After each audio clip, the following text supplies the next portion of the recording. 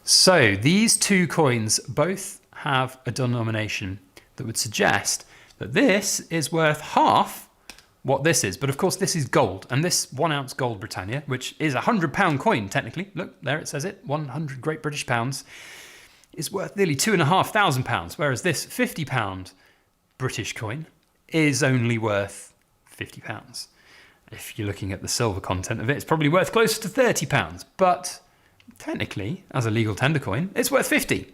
But is it? That's the question. Now, we're going to have a good close look at it and see what this is all about today. But I also am going to ask your opinion on whether or not I should conduct a social experiment and go out and see if I can get £50 for this from my bank. That should be quite interesting. But for now, let's have a good close look and see what this is all about.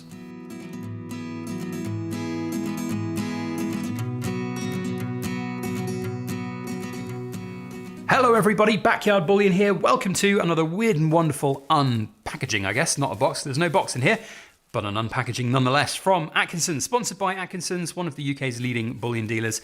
Go and check them out. There's a link in the description box below. They've sent me a big old box of really cool and weird and wonderful pieces, and we are going to open this one and see what this one is all about. I have seen sort of through the bubble wrap what it is, but I will not know until it's fully in there. Here we go. It's a 2015. It's the Britannia. I think this is the it's the £50 coin.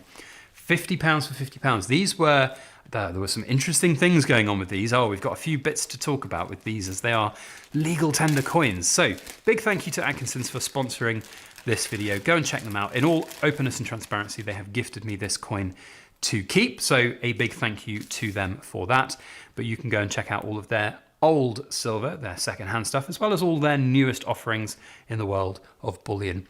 Links in the description box below. So £50 for £50. Now these were an interesting and also somewhat controversial release from the Raw Mint. You could buy them for £50 and they were supposed to be 50 for 50, 20 for 20, all of those. I think there were even 100 for 100 as well, denominated coins.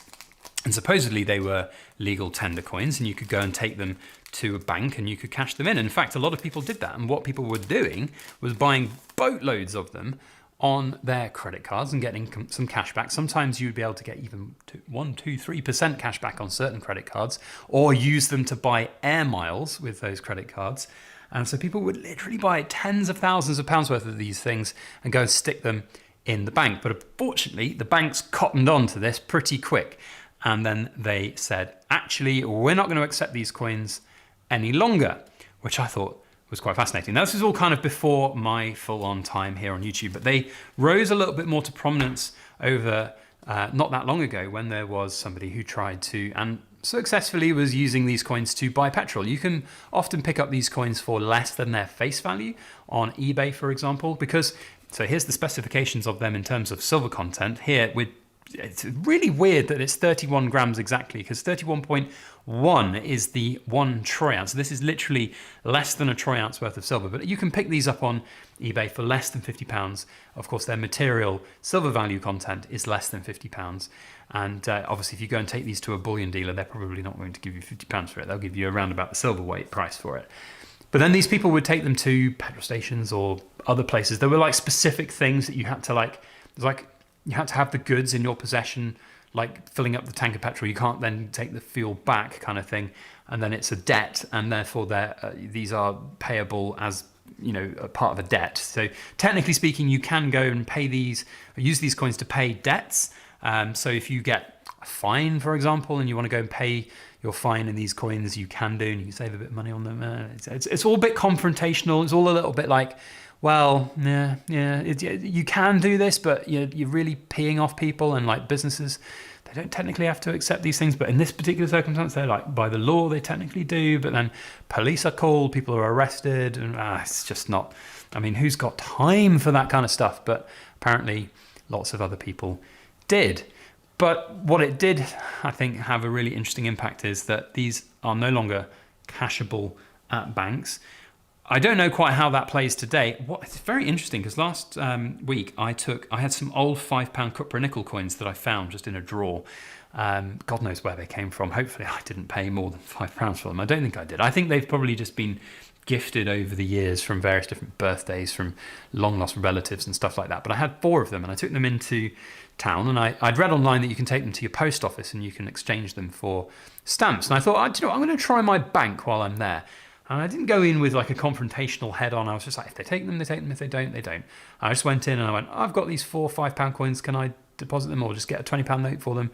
And so my bank's credit, and my utter surprise, they just went, yeah, sure, here. And they just literally got a £20 note out the till and gave me a £20 note, and I gave them the 4 coins. The lady looked at them a little bit carefully and then put them in her drawer, and that was it. So, job done. I was quite surprised by that. But I don't know if you took this £50 coin to the bank, whether that would happen. I don't think it would these days, but maybe that's something I could try and do. I could go there and see if they want to take it, and then maybe if they do, I would cash it in. Do you know what? It's probably worth more as £50 coin than it is from from anything else. But anyway, look, I digress. The point is, it's a pretty cool piece, a very nice design. This 2015 design. Let's talk a little bit about that before we continue our ramble about the denomination of a pound on a coin. It's a lovely one. This 2015 design is stunning. I really do like it. It is one of the best out there. It looks really cool. It's just a shame it's not an exact ounce of silver. But Jody Clark's Jody Clark's artwork on that coin, as always, sublime. The Royal Mint are really missing Jody Clark for a lot of his work that they're just not using anymore, or he's not working with them anymore. I don't know which way around it is, but either way, it's absolutely mind-blowing how good this coin is from that design perspective. Certainly better than some of the garbage that comes out from the Royal Mint over the last few years on the Britannias and stuff. They're just so awful. Anyway, but this is a good one, and I really do like it. Now, back to the £50 denomination side of things. So it's people always ask me about denominations on coins. So I've got here, rather handily, because I was filming another video just a minute ago, a 1 ounce gold Britannia. So a 1 ounce gold Britannia has a denomination of £100.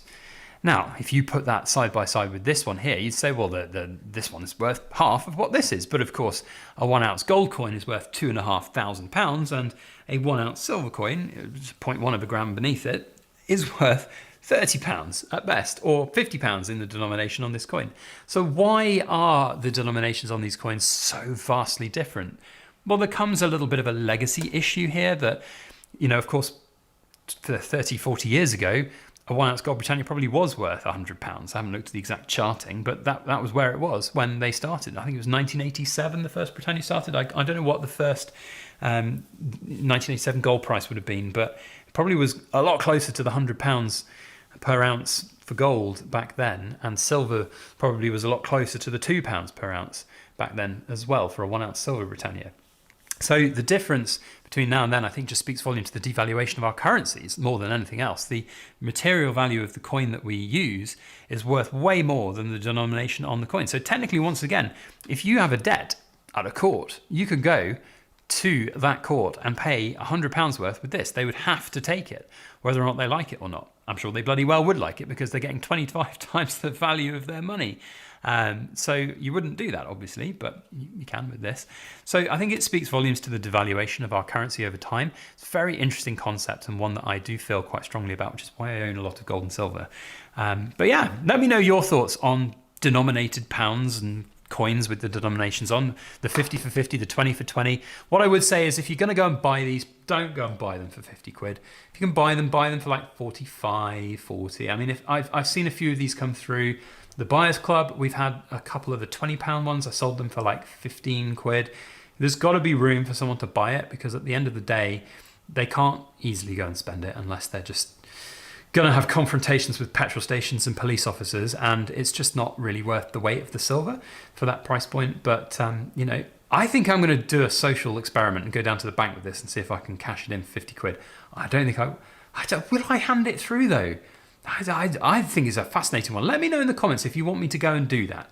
Let me see how many people want me to go and try and cash this in, because quite frankly, if I can get 50 quid for this, then that is a right old win in my opinion, because this is not worth 50 quid in the silver.